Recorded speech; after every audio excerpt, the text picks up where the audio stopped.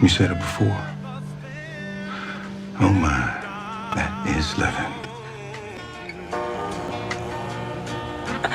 Things are moving fast.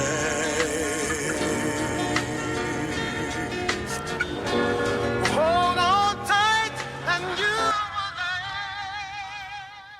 Hey guys, Kiwi here. In this video, I'll be breaking down and analyzing what exactly happened to Sasha during the Season 7 finale of The Walking Dead, along with explaining what exactly her flashbacks of Abraham meant. That being said, a warning of spoilers for everything in the show up to episode 716, the first day of the rest of your life, and let's jump right into it. Alright, so when you first start the episode, all you see is Sasha listening to music with headphones, as she's being transported in the coffin that we later see her getting into. We can see her slowly nodding off to sleep as she fights to keep her eyelids open. Her headphones fall out, her head nods off, and the intro sequence to the show starts. After the opening finishes, we jump back to her awake again and listening to music. The popular interpretation is just that she fell asleep during the car ride, but it's actually much more heavy than that. Considering you've probably seen the episode, you might guess where I'm going with this, but when we first see Sasha falling asleep, that's actually her dying. Yup, that's right, the first scene of the episode literally shows her taking her last breaths as she's just waiting for the poison that she took to kick in.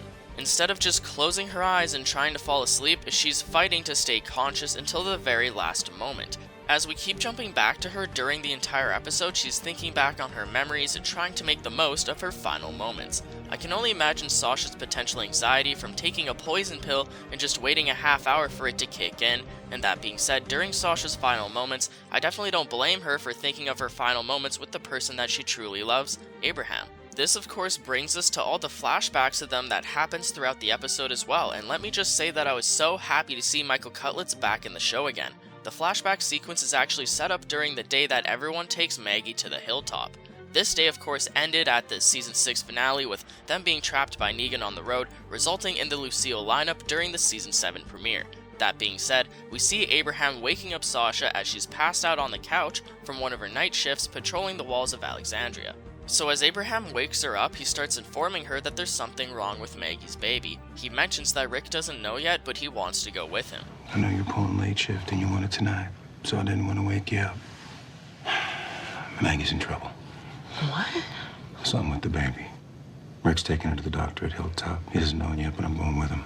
All Sasha can say is that she wants him to stay, which is obviously so tragic considering the fact that if he would have just listened to her, he would have still been alive.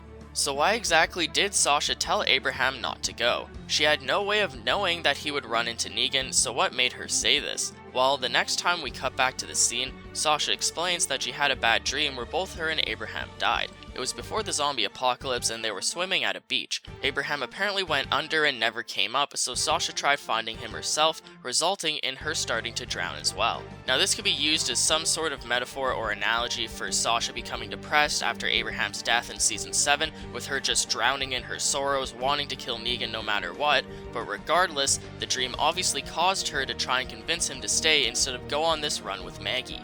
Abraham asked Sasha how he died in her dream because he could tell that it was really bothering her, making her not want him to leave. Abraham tells her that fucking shit up is what they do best, and that they shouldn't just sit on the sidelines and wait for someone else to do it. That's not who Abraham is, and that's not who he wants to be.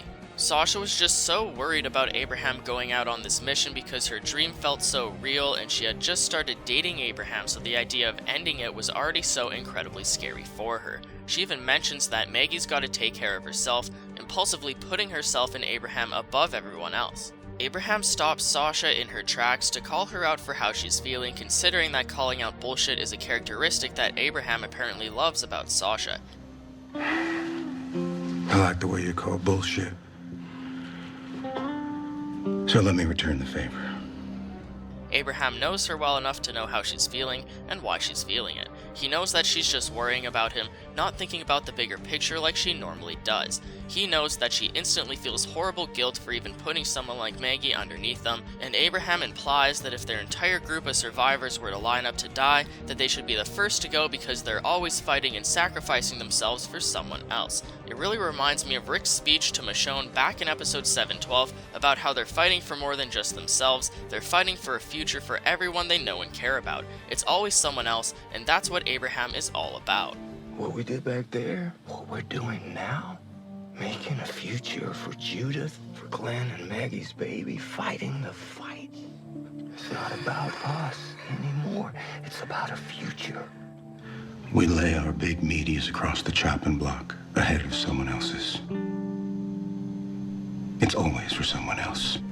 Sasha knows that Abraham is right, and that they should serve their people until the day they die, whether it's someday down the road or the same day that they're having this conversation, which it just so happens to be, at least for Abraham. They should always be willing to pitch in and help out in situations where they would be useful to the group. This is why Abraham is such a lovable character, and I really do love the chemistry between him and Sasha in this episode.